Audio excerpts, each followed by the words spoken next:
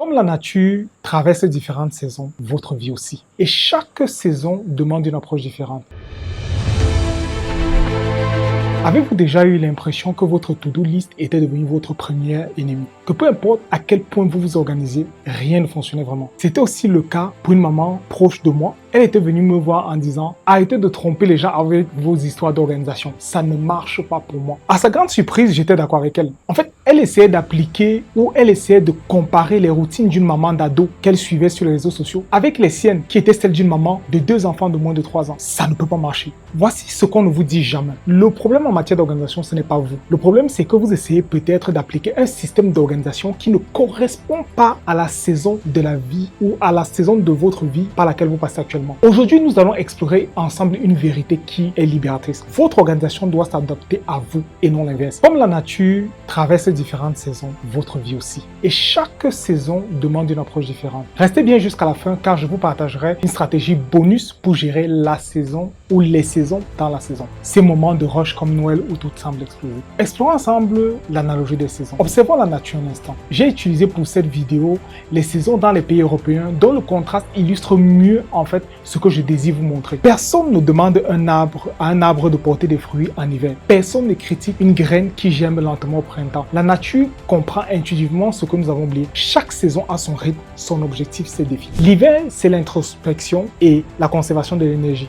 Dans nos vies, ce sont généralement les moments de retrait, de récupération, de profonde réflexion. Le printemps, c'est généralement la saison de la croissance et de l'apprentissage. Dans nos vies, ce sont les phases d'apprentissage, notamment lorsqu'on suit des cours, lorsqu'on est étudiant, la période des cours, l'acquisition de nouvelles compétences, le début de projet. En fait, ce qu'on apprend généralement au printemps, c'est qu'on accepte la fragilité des débuts parce que tout ne pousse pas à la même vitesse. L'été, c'est la saison de production et de pleine activité. C'est généralement les périodes de haute performance où nous multiplions les projets ou alors des moments où nos carrières sont exigeantes. On profite généralement de ces saisons parce qu'on sait que l'énergie ne durera pas éternellement. Et enfin, l'automne, c'est la saison de récolte et de transition. Dans nos vies, c'est les saisons durant lesquelles on fait les bilans, il y a des changements, il y a des passages entre deux saisons. Ce que l'automne nous apprend, c'est que certaines choses se terminent pour que d'autres puissent commencer. Le problème, en fait, quand on regarde les saisons, c'est que nous vivons dans une société qui nous demande d'être en été permanent. Production constante, performance maximale, disponibilité totale. En fait, c'est épuisant et c'est contre nature. Voici 5 saisons de vie que j'ai globalement identifiées. Et ces 5 saisons s'appuient sur les 4 saisons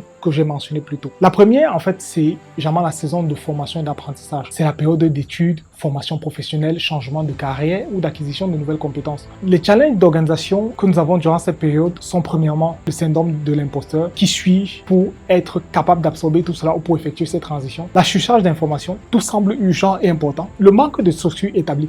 En fait, dans cette saison-là, vous n'avez pas de routine éprouvée. Et l'énergie qui est fluctuante. Vous variez entre l'excitation ou l'épuisement mental. Et enfin, vous avez une vie sociale et des études qui sont difficiles à équilibrer. Pourquoi est-ce que l'organisation standard ne marche pas à cette saison-là? Parce que les to-do list rigides créent de l'anxiété quand on ne sait pas combien de temps va prendre une tâche. Vous ne savez pas combien de temps ça va vous prendre d'acquérir telle ou telle compétence, de lire tel ou tel livre. Donc, vous ne pouvez pas avoir une to-do list rigide. Deuxième point, les routines fixes en fait empêchent l'expérimentation qui est nécessaire. Pendant cette saison, tout n'est pas figé. D'ailleurs, vous ne savez pas à quoi vous en tenir. Donc, vous avez besoin d'expérimenter énormément. Et lorsque vous avez des routines fixes, vous n'y arrivez pas. Troisièmement, la productivité maximale n'est pas l'objectif lorsqu'on veut apprendre. Sincèrement, je l'ai encore appris dernièrement au travers d'un examen que je suis en train de préparer. Lorsque vous êtes en train d'apprendre de nouvelles notions, vous ne pouvez pas définir ou vous ne pouvez pas vous dire que vous serez au maximum de votre productivité. Non, ça va prendre le temps que ça va prendre. Quatrièmement, comparer sa production à celle de quelqu'un qui est dans une saison d'été, je vous assure que ça mène au découragement. Donc, comment donc adapter son organisation dans cette saison en 3 points? La première des choses qu'il faut faire, c'est un système par bloc d'apprentissage. Comme je le disais, dans cette saison, votre priorité, c'est d'apprendre. Donc, vous bloquez des périodes de 2 à 3 heures pour vous concentrer, pour apprendre sans interruption. Vous alternez aussi, vous en profitez pour alterner avec des périodes de digestion ou des périodes de pratique de ce que vous avez appris. La deuxième chose qu'il faut faire, c'est d'avoir des cartographies, pas des checklists, des cartographies de compétences, d'essayer de mapper, d'identifier ce que vous avez besoin d'apprendre.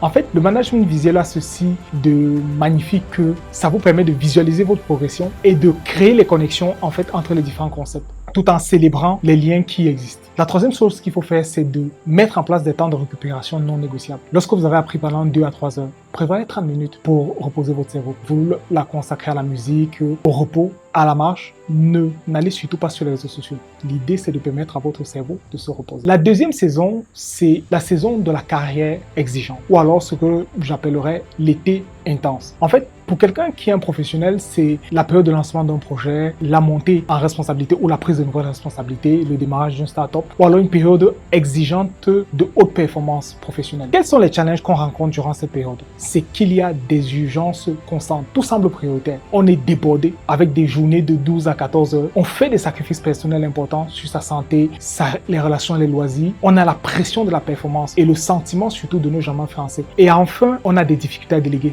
parce qu'on ne sait pas ou on pense que personne ne le fera mieux que nous ou alors on ne sait pas déléguer simplement. Dans cette période, avoir une organisation standard ne marche pas. Pourquoi? Parce que si vous voulez avoir un équilibre vie pro, vie perso, ça va être très difficile. Ça va vous créer un sentiment de culpabilité qui est inutile. Deuxièmement, les routines bien élaborées rajoutent parfois de la pression car il faut être flexible. Ensuite, vouloir tout faire pendant une période comme celle-là mène à l'épuisement. Et enfin, si vous ignorez vos limites pendant une telle période, en n'adaptant pas votre organisation, vous allez aller droit au burn-out. Alors, comment procéder? Voici 4 étapes. Premièrement, créer un système de tri chirurgical. Catégoriser tout en 4 niveaux au moins. Ce qui est critique, sans ça, le projet ou l'entreprise s'arrête. Maximum 3 par jour. Ce qui est important, ça fait avancer significativement le projet. Maximum 5 par semaine. Ce qui est utile, ça ferait bien, mais ça peut attendre. Et enfin, les distractions pour lesquelles vous dites non. Deuxièmement, ayez des sprints d'énergie avec des récupérations forcées. C'est-à-dire, vous travaillez pendant des cycles intenses de 3 à 4 semaines. Mais après, vous vous imposez des jours de vraie récupération, des jours où vous reposez vraiment. Vous savez, ça devient important, surtout quand on prend de l'âge comme nous là. Donc, pendant les sprints, vous acceptez le déséquilibre entre vie pro et vie perso. Et pendant la période de récupération, vous coupez totalement pour récupérer. Et troisième point, c'est maintenir un système minimal de maintenance de votre santé. C'est non négociable. Dormez suffisamment, 6 heures au moins, pas 4. Prenez de vrais repas, marchez. Même 10 minutes de mouvement par jour, c'est suffisant. En fait, ces 3 points vont vous permettre de multiplier votre productivité. Et le 4e point est un protocole d'urgence burn-out activé. Identifiez les signaux d'alarme du burn-out, à savoir des troubles du sommeil persistants pendant plus de 2 semaines, une irritabilité excessive, des pensées obsessives sur le travail et des symptômes physiques, migraines, problèmes digestifs. Lorsque vous les constatez, stop, arrêtez-vous. 48 heures minimum, consultez, réorganisez-vous. 3e saison, c'est la vie de famille intense. En fait, c'est ce que j'appelle l'été multitâche. Cette période type correspond à la période où vous avez des jeunes enfants ou alors des proches aidants comme des parents. Les challenges qu'on rencontre très souvent pendant cette période, c'est qu'on a une charge mentale qui est écrasante. On doit penser à tout, on doit penser à tous et ça tout le temps. On est constamment interrompu. C'est impossible de finir une tâche. La culpabilité est omniprésente. Pourquoi? Parce qu'on n'est jamais assez présent nulle part. Et enfin, on a ce travail invisible qui consiste à planifier, coordonner, anticiper. Et c'est un travail qui généralement n'est pas reconnu par notre entourage. Et on a aussi l'épuisement chronique. Les journées commencent très tôt, se finissent très tard et parfois même on est interrompu pendant la nuit. Je sais de quoi je parle. Pourquoi est-ce que dans un contexte pareil, avoir une organisation ou l'organisation standard que tout le monde recommande ne marche pas? Parce que les systèmes pensés pour une personne, généralement ne gèrent pas la complexité d'une famille. Or, vous devez l'intégrer quand vous êtes dans un contexte comme celui-là. Prendre du temps pour soi devient une tâche supplémentaire dans ce contexte. Les applications de productivité ne capturent pas la charge mentale. Et ensuite, comparer avec des personnes sans enfants, sans responsabilité familiale, franchement, c'est toxique. Comment faire pour vous adapter à cette saison ou pour adapter son organisation? Je vous propose 4 points. Premièrement, externaliser la charge mentale. Créer un cerveau externe partagé. L'une des choses que je fais beaucoup, c'est d'une part créer un calendrier entre guillemets familial invisible, c'est-à-dire identifier les différentes tâches, les différentes échéances et les inscrire quelque part. Deuxièmement, c'est avoir des listes permanentes que je communique aux autres. Par exemple, les courses à faire, s'il y a les rendez-vous médicaux. Et pour moi, généralement, ce qui arrive très souvent, c'est que quand une chose n'est pas dans le système, elle n'existe pas. La deuxième chose, c'est que j'active le protocole assez bon. Et c'est très important pour un ancien perfectionniste comme moi. Le protocole assez bon signifie quoi? C'est que j'identifie 5 standards ou 5 choses ou des choses pour lesquelles parfait n'est pas nécessaire. Le ménage, pour moi, propre, c'est supérieur à acceptable. Les activités des enfants, je privilégie la qualité à la quantité. Pour l'apparence, confortable à Instagram worthy. Troisième élément, c'est des blocs de temps consacrés. même 30 minutes. 30 minutes pour moi, pour me reposer. 30 minutes pendant lesquelles je m'enferme dans la chambre. Les enfants n'ont pas. Très souvent, je leur annonce que je ne suis pas disponible en avance. Mais parfois, ça arrive aussi qu'ils constatent simplement que je ne suis pas disponible. Je ne décroche pas le téléphone, je me repose. Et quatrièmement, c'est de la délégation et avoir de l'aide. Vous savez, on a souvent l'impression que c'est de la faiblesse que de demander de l'aide. Non, je demande de l'aide. C'est très important quand on est dans cette saison-là. Et le mythe de tout faire soi-même, j'ai dépassé cette étape-là depuis longtemps. Quatrième saison, c'est la saison de transition et de révélation. C'est le tome. C'est une saison de changement de vie, de rupture, de deuil, de fin de projet, de questionnement profond, de transition, mi-carrière, pré-retraite. En fait, quand on est dans cette saison, on a plusieurs challenges. Les anciennes structures ne fonctionnent plus. Ensuite, on est confronté à nos propres résistances au changement. On a peur de lâcher ce qui est ancien pour embrasser ce qui est nouveau. Après, on a une identité qui est floue. Par contre, on ne sait plus très bien qui on est, puisqu'on est dans une période dans laquelle on doit reconstruire, repenser notre vie, réinterroger notre identité, repenser notre carrière professionnelle. On est confronté à la paralysie décisionnelle. Il y a trop d'options et aucune clarté. Mais surtout, les émotions ne nous aident pas. Tristesse, ancienneté et excitation mélangées en même temps. Enfin, on a la pression sociale. C'est que les gens pensent que c'est facile. C'est-à-dire, tu devrais savoir ce que tu veux. Dans un tel contexte, en fait, l'organisation standard ne marche pas. Pourquoi? Premièrement, parce que les objectifs SMART semblent absurdes quand on ne sait pas ce qu'on veut. Pour ceux qui me suivent depuis un certain temps, vous savez, vous avez fait cette précision par rapport aux objectifs SMART. Les objectifs SMART sont adaptés, sont spécifiques, sont utiles quand on sait ce qu'on veut. Quand on ne sait pas ce qu'on veut, ce n'est pas la bonne méthode d'organisation de se fixer des objectifs SMART. Deuxièmement, la productivité, être dans une logique de productivité maximale est contre-productif dans une période pendant laquelle vous vous questionnez. Ici, le plus important, c'est de répondre à ces questions. Troisièmement, vous forcer à prendre des décisions remplies empêche en fait à la clarté d'émerger. Quand vous êtes dans un contexte où vous vous questionnez, ce qui est le plus important pour vous, c'est de vous trouver, mais surtout de trouver des réponses qui font émerger la clarté dans cette espèce de brume dans laquelle vous noyez. Et quatrièmement, je vous assure, remplir votre agenda dans un contexte pareil, c'est juste pour vous éviter de réfléchir et pour fuir. Ça ne change rien à la question. Donc, comment vous organisez pendant ce moment? Je vous propose 4 points pour le faire. Premièrement, ayez un journal de questionnement, pas de planification. Un journal dans lequel votre principal objectif est de vous questionner. Vous le faites 10 à 15 minutes par jour. Exemple de questions, qu'est-ce qui vous fait vous sentir mieux aujourd'hui? De quoi est-ce que vous avez envie? Quelles sont les prochaines étapes pour votre vie? De quoi est-ce que vous avez besoin pendant cette semaine, pendant ce mois, pendant cette saison? Ne forcez pas les conclusions, observez juste. Deuxièmement, pratiquez beaucoup de micro-expérimentations. Au lieu de grandes décisions, testez de petites décisions pendant 2 à 3 semaines. Nouvelle carrière, nouvelle activité, faites du bénévolat, interrogez-vous, suivez, écoutez des formations, des webinaires, des vidéos web sur le sujet qui vous intéresse. Vous pensez à déménager, louez une maison pendant quelques semaines dans la nouvelle ville. Vous voulez un nouveau mode de vie, essayez ce format-là pendant des week-ends et vous voyez ce que ça donne. Troisièmement, ayez des agendas minimalistes et intentionnels. Maximum 3 engagements par semaine. Bloquez des journées entières pendant lesquelles vous ne faites temps blanc. Pendant ces journées, vous marchez, vous lisez, vous réfléchissez, vous priez, vous méditez et résistez surtout à la tentation de remplir votre agenda. Quatrième point qui est le plus important, apprenez à dire non. Non à de nouveaux grands projets, non à des situations qui vont vous drainer, non aux opportunités qui ne vont pas vous arranger. 5e saison, enfin, c'est la saison de repos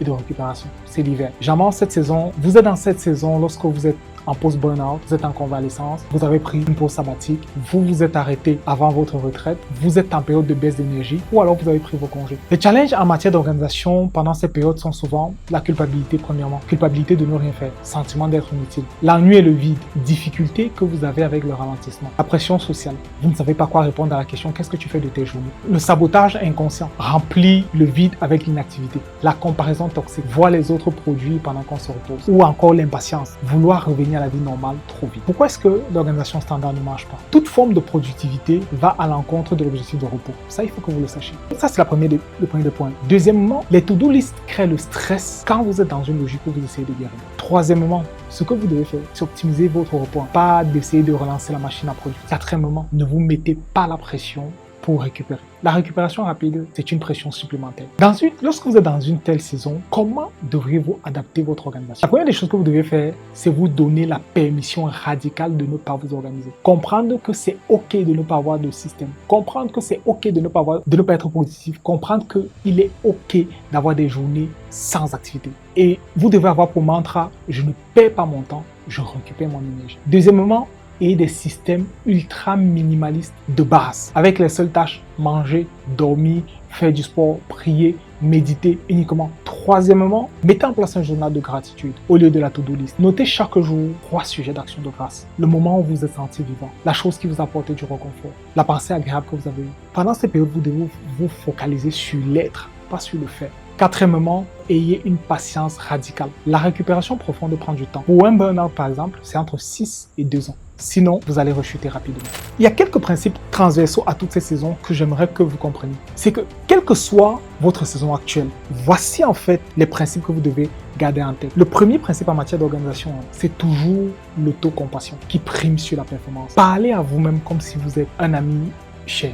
Et notamment, vous pouvez vous dire, je fais de mon mieux avec les ressources que j'ai aujourd'hui. Je vous assure qu'en matière d'organisation et de productivité, l'autoflagellation ne génère jamais plus de productivité et la comparaison encore moins. Deuxième principe, c'est qu'il faut savoir que les saisons se chevauchent. Vous pouvez être en même temps en transition professionnelle et avoir une période de famille intense. Acceptez en fait la complexité de votre vie qui est celle que tout le monde partage au lieu de rechercher la simplicité. La clé pendant ces moments, c'est de pouvoir hiérarchiser les choses. Quelle est la saison qui prime sur l'autre et lui donner l'importance qui doit être la sienne. Le troisième principe, c'est qu'il faut savoir, c'est que le corps contient les signaux dont vous avez besoin pour identifier la saison dans laquelle vous êtes. Fatigue persistante. Et la fatigue persistante, ce n'est pas une faiblesse, mais c'est une information. L'irritabilité chronique, ça veut dire que le système est surchargé. Lorsque l'enthousiasme a disparu, ça veut dire que vous êtes désaligné. Écoutez votre corps avant de vous effondrer. Le quatrième principe qu'il faut comprendre, c'est qu'il n'y a pas de bonne saison.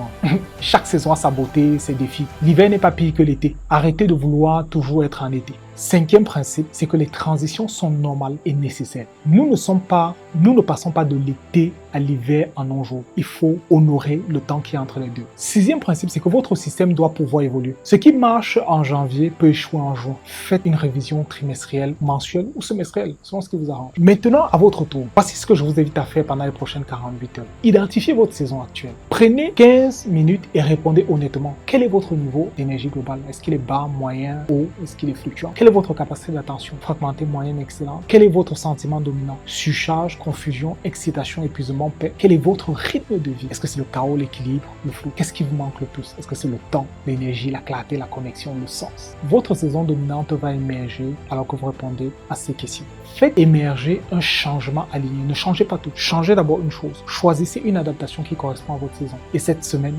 bloquez une session d'1 à 2 heures pendant lesquelles vous allez apprendre en profondeur. Rappelez-vous ceci, il n'y a pas de médaille pour avoir suivi le système d'organisation de quelqu'un d'autre si cela vous épuise. Il n'y a pas de gloire à être productif si vous êtes misérable. La vraie victoire, c'est de reconnaître votre saison, de l'honorer, de vous adapter et de vous donner la permission de vivre différemment des autres. Parce que vous traversez une saison différente. Donc, si cette vidéo vous a aidé à déculpabiliser, abonnez-vous et ne manquez pas les prochaines clés d'organisation. Likez pour soutenir la chaîne et partagez-la à un proche qui s'épuise à courir un marathon en plein hiver.